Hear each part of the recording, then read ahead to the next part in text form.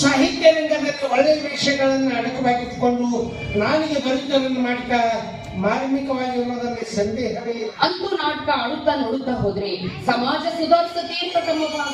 ಯಾಕೆಂದ್ರೆ ಸಾಹಿತ್ಯವೇ ಸಮಾಜಕ್ಕೆ ಒಂದು ಊರುಕೊಂಡಿದ್ದಂತೆ, ಅದರಿಂದ ಸಮಾಜ ಸುಧಾರಣೆ ಆಗ್ತಾವ ಅನ್ನೋ ನಂಬಿಕೆ ನನಗಿದೆ. ಕವಿಗಳೇ, ಉದಾಹರಣೆಗಾಗಿ ನಿಮ್ಗೊಂದು ಮಾತು ಕೇಳಬೇಕೆಂದರೆ ಕೇಳಿ. ಅದಕ್ಕೆ ಕವಿಗಳಾದ ನೀವು ಹೆಣ್ಣು ಧರ್ಮದಿದ್ದರೆ, ಹೆಣ್ಣು ಬಾಳಿನ ಕಣ್ಣು, ಹೆಣ್ಣು ಗೃಹಲಕ್ಷ್ಮಿ ಅಂತ ಬರೆದು ಕೊನೆಗೆ ಆ ಹೆಣ್ಣು ಬಾಳಿನ ಹುಣ್ಣು ಅಂತ ಕೀಳಾಗಿ ಬರೀತಾರೆ. ಇಂದು ಹೆಣ್ಣಾಗಿ ಹುಟ್ಟಿದ ಮನೆಗೂ ಕೊಟ್ಟ ಮನೆಗೂ ಸತ್ಯಂತಿತರು ಹೆಣ್ಣಾಗಿ ಬಾಳಿದರೆ ಅಂತ ಹೆಣ್ಣನ್ನು ನಾವು ಹೆಣ್ಣು ಬಾಳಿದೊಂದು ಕಣ್ಣು, ಹೆಣ್ಣು ಧರ್ಮ ದೇವತೆ ಅಂತ ಕರಿತೀವಿ. ಒಂದು ವೇಳೆ ಅದೇ ಹೆಣ್ಣು ಹುಟ್ಟಿದ ಮನೆಗೂ ಕೊಟ್ಟ ಮನೆಗೂ ಅಪಕೀರ್ತಿ ಧರ್ಮ ಕಳೆಕಿರಿ ಹೆಣ್ಣಾಗಿ ಬಾಳಿದರೆ ಅಂತ ಹೆಣ್ಣನ್ನು ಮಾತ್ರ ನಾವು ಬಾಳಿಗೊಂದು ಹುಣ್ಣು ಅಂತ ಬರಿತೀವಿ. ಅಷ್ಟೇ ಅಲ್ಲ, ಅಂತವಳು ಹೆಣ್ಣಾಗಿ ಹುಟ್ಟಿದ್ದೇ ತಪ್ಪು. ಆದ್ರೆ ಹಡಿದವರು ಹಳೆಯ ನಾಶವೇದಲ್ಲಿ ಬದುಕಬೇಕೆಂಬ ದುರಾಸೆಯಿಂದ ತಮ್ಮ ಮಗಳನ್ನ ಒಬ್ಬ ಮುದುಕನಿಗೆ ಮಾಡಿಕೊಡುವರು.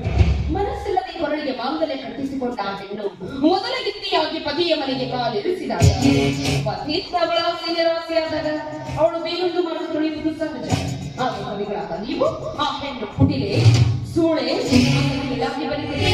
ಹೇಳಿ, ಇದು ಹೆಣ್ಣು ಹಡೆದವರ ತಪ್ಪು ಅಥವಾ ಆ ಮನೆಗೆ ಸೊಸೆಯಾಗಿ ನಡೆಯಲು ಹೋದ ಹೆಣ್ಣಿನ ತಪ್ಪು? ಒಂದು ವೇಳೆ ನಿಮ್ಮ ಮಾತನ್ನು ತೂಗಿ ನೋಡಿದರೆ ಇದರಲ್ಲಿ ಯಾರ ತಪ್ಪು ಇಲ್ಲ. ಸಂದರ್ಭ ನೋಡಿ, ಬಡತನದಲ್ಲಿರುವ ತಂದೆ ತಾಯಿಗಳು ಅಳಿಯ ಕೇಳಿದಷ್ಟು ವರದಕ್ಷಿಣೆ ಕೊಡಲು ಅಸಾಧ್ಯವಾದಾಗ ತಮ್ಮ ಮಗಳನ್ನು ಕುರುಡನಿಗೋ ಮುದುಕನಿಗೋ ಮದುವೆ ಮಾಡಿಕೊಡ್ತಾರೆ. ಆಗ ಕೈ ಹಿಡಿದ ಪತಿ ಎಂಥವನೇ ಇರಲಿ, ಅಂಥವನಿಗೆ ಹೊಂದಿಕೊಂಡು ಹೋಗುವ ಹೆಂಡತಿಗೆ ಸಮಾಜದಲ್ಲಿ ಒಂದು ದೊಡ್ಡ ಬೆಲೆ ಇದೆ, ತನ್ನ ಸಂಸಾರದಲ್ಲಿ ಒಂದು ಭದ್ರವಾದ ಬೆಲೆ. ಆದ್ರೆ ಗಂಡನಾದವನು ಹೆಂಡತಿಯನ್ನು ತುಳಿದು ಅಡ್ಡ ಹಾದಿ ಹಿಡಿದಾಗ ಆಗ ಹೆಂಡತಿಯಾದವಳು ಏನ್ ಮಾಡ್ಬೇಕು? ಒಂದು ವೇಳೆ ಗಂಡ ಅಡ್ಡದಾರಿ ಹಿಡಿದಿದ್ದೇ ನಿಜವಾಗಿದ್ದಲ್ಲಿ ಹೆಂಡತಿಯಾದವಳು ತನ್ನ ಗಂಡನಿಗೆ ಸರಿಯಾಗಿ ತಿಳಿಸಿ ಹೇಳಿ ಬುದ್ಧಿ ತಿಳಿಸಿ ತನ್ನ ದಾರಿಗೆ ತೆಗೆದುಕೊಂಡು ಬರಬೇಕು. ಅಂತ ಹೆಣ್ಣನ್ನು ಮಾತ್ರ ನಾವು ಗೃಹಿಣಿ ಅಂತ ಕರಿತೀವಿ. ಅಂದ್ರೆ ಗಂಡು ಏನೇ ತಪ್ಪು ಮಾಡಿದರೂ ಸಮಾಜ ಅವನಿಗೆ ದೋಷ ಕೊಡುವುದಿಲ್ಲ.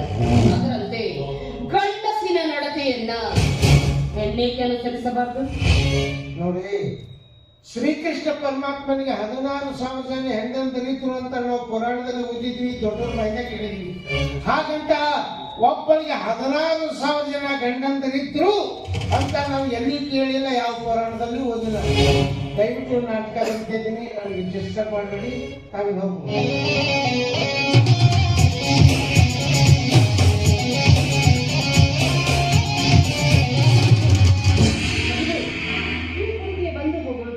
ಬಹಳ ಕಾರಣ ನಿಮ್ಗೆ ನಾಟಕ ಬರೆಯಲು ತೊಂದರೆ ಆದ್ರೂ ಆಗ್ಬೋದು. ನೀವು ನಮ್ಮನೆಗೆ ಬಂದ್ರೆ ನಿಮಗೆ ಸಹಾಯ ಸೌಕರ್ಯ ನಾನು ಒದಗಿಸ್ಕೊಡ್ತೀನಿ. ಬರ್ತೀರಾ? ನೋಡಿ, ನೀವು ಒದಗಿಸಿಕೊಡುವ ಈ ಕ್ಷಣಿಕ ಸುಖ ಸೌಕರ್ಯಕ್ಕೂ ಮರೆಯಲಾದಂತ ಸುಖ ಸೌಕರ್ಯ ಕೊಡ್ತಾರಲ್ಲ ದೇವರು, ಬಹಳ ಜಗಜಾಂತರವಿದೆ. ಅದಕ್ಕಾಗಿಯೇ ಬರೀತಾ ಇದ್ದೀನಿ, ಮಾನವ ಕೊಟ್ಟದ್ದು ಮನೆತನಕ, ದೇವರು ಕೊಟ್ಟದ್ದು ಕೊನೆತನಕ ಅನ್ನೋ ನಾಟಕವನ್ನು. ಬಡಕವಿಯಾದ ನಿಮಗೆ ಸಹಾಯ ಮಾಡಲು ಮುಂದಾದರೆ ನಿರಾಕರಿಸುವಿರಾ? ಅಂತೂ ಅಹಂಭಾವನೆ ನಿಮ್ಮದು. ಇದು ನನ್ನ ಅಹಂಭಾವನೆ ಅಲ್ಲ, ಉನ್ನತ ವಿಚಾರ. ಮೇಲಾಗಿ ನೀವು ಕರೆದಾಕ್ಷಣ ನಿಮ್ಮ ಮನೆಯಲ್ಲಿ ಕೂತ್ಕೊಂಡು ನಾಟಕ ಬರೆಯೋದಕ್ಕೆ ನಾನು ಒಬ್ಬನೇ ಇಲ್ಲ, ಮನೆಯಲ್ಲಿ ಹೆಂಡತಿ ಇದ್ದಾರೆ, ಮಗು ಕೂಡ ಇದೆ. ಅಮೆರಿಕದ ಇತಿಹಾಸ ತಾವು ಓದಿದರೆ ಅಮೆರಿಕದ ಸ್ತ್ರೀಯರು ಗಂಡನಿದ್ದರೂ ಪರಪುರುಷನೊಡನೆ ಓಡಾಡಿದ್ರು ಸಮಾಜ ಅವರಿಗೆ ಯಾವ ದೋಷವೂ ಕೊಡೋದಿಲ್ಲ. ಕವಿಗಳಾದ ನಿಮಗೆ ಅಮೆರಿಕ ಚರಿತ್ರೆ ಏನು ಹೊಸದಲ್ಲ. ನೀವಾದರೂ ನಮ್ಮ ಭಾರತವನ್ನು ಬಿಟ್ಟು ಹೋಗಿ ಅಮೆರಿಕದಲ್ಲೇ ನೆಲೆಸಬಹುದಾಗಿತ್ತಲ್ಲ. ಹೊರದೇಶದ ಉದಾಹರಣೆ ನೀನು ನನಗೆ ಕೊಡ್ತಾ ಇದ್ದೀಯಾ? ಅಯ್ಯೋ ಹುಚ್ಚಿ, ಅಲ್ಲಿಯವರೆಗೆ ನಮ್ಮ ಭಾರತ ದೇಶಕ್ಕೆ ಬಂದು ಇಲ್ಲಿ ನಡೆ ನುಡಿ ಸಂಸ್ಕೃತಿಗಳಿಗೆ ಮಾತ್ರ ಹೋಗಿ ಇಲ್ಲಿಯ ಸಂಸ್ಕೃತಿಯನ್ನ ತಮ್ಮ ದೇಶದಲ್ಲಿ ಅಳವಡಿಸ್ಕೊಳ್ತಾ ಇದ್ದಾರೆ. ಅಂತೆ ಇಂದಿಗೂ ಕೂಡ ಹೊರ ದೇಶದಲ್ಲಿ ಕಂಗೊಳಿಸ್ತಾ ಇದೆ ನಮ್ಮ ಭಾರತೀಯ ಸಂಸ್ಕೃತಿ. ನೋಡಿ, ಆಳವಾಗಿ ವಿಚಾರ ಮಾಡಿ, ಸಿಗುವ ಸುಖ ಕೈ ಬಿಡಬೇಡಿ. ಅಂದ್ರೆ ನಿಮ್ಮ ಮಾತಿನ ಅರ್ಥ? ಮನಸ್ಸಿಲ್ಲದೆ ಮದುವೆಯಾದವಳ ಗೋಳನ್ನು ನಮ್ಮ ತಂದೆಗೆ ನಾನು ಒಬ್ಬಳೇ ಮಗಳು.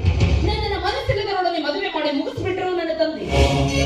ಒಂದು ವಾರವಾಯಿತು, ಮೊದಲ ಗೆದ್ದಿಯಾಗಿ ಹೋಗಿಲ್ಲ, ಮೊದಲ ರಾತ್ರಿ ಕಂಡು ಆ ಸಂಬಂಧ ಕಡಿದುಕೊಂಡು ನಿಮ್ಮೊಡನೆ ಒಂದು ಹೆಣ್ಣಾಗಿ ಇಂಥ ಮಾತಾಡೋದಕ್ಕೆ ನಿನಗೆ ನಾಚಿಕೆ ಆಗೋದಿಲ್ಲ? 18 ಜನ್ಮಕ್ಕೆ ಹಚ್ಚು ಬೆಂಕಿ ಹಾಕ. ಮದುವೆ ಆಗಿ ಇನ್ನೂ ಒಂದು ವಾರ ಕಚ್ಚಿಲ್ಲ ಅಂತ ಹೇಳ್ತಾ ಇದ್ದೀಯಾ? ಆದ್ರೆ ಅಗ್ನಿ ಸಾಕ್ಷಿಯಾಗಿ ತಾಳಿ ಕಟ್ಟಿದ ಗಂಡನನ್ನು ಬಿಟ್ಟು ಪರ ಪುರುಷನ ಸಂಘ ಬಯಸುವ ನೀನು ಮದುವೆಗೆ ಮುಂಚೆ ಅದೆಷ್ಟು ಮಕ್ಕಳನ್ನು ಹೆತ್ತು ತಿಪ್ಪೆಯಲ್ಲಿ ಹೂಳಿರಬೇಕು. ಹೋಗು ಹೋಗು ಕಾಮ ಪಿಶಾಚಿನಿ. ಅಗ್ನಿ ಸಾಕ್ಷಿಯಾಗಿ ತಾಳಿ ಕಟ್ಟಿದ ಗಂಡನ ಜೊತೆಗೆ ಸುಂದರವಾದ ಜೀವನ ಸಾಗಿಸಿ ನಾರಿ ರತ್ನಾಗಿ ಬಾಳು. ಹೋಗು.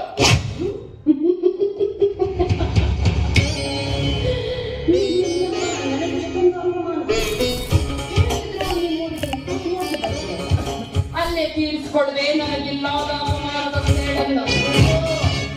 ಹಾಗೆ ನೀನು ನಮ್ಮೂರಿಗೆ ಸೊಸೆಯಾಗಿ ಬರ್ತಾ ಇದ್ದೀಯ. ಯಾರ ಮನೆಗೆ? ಆ ವಿಚಾರ ಈಗೇಕೆ? ಜಸ್ಟ್ wait and ಅದು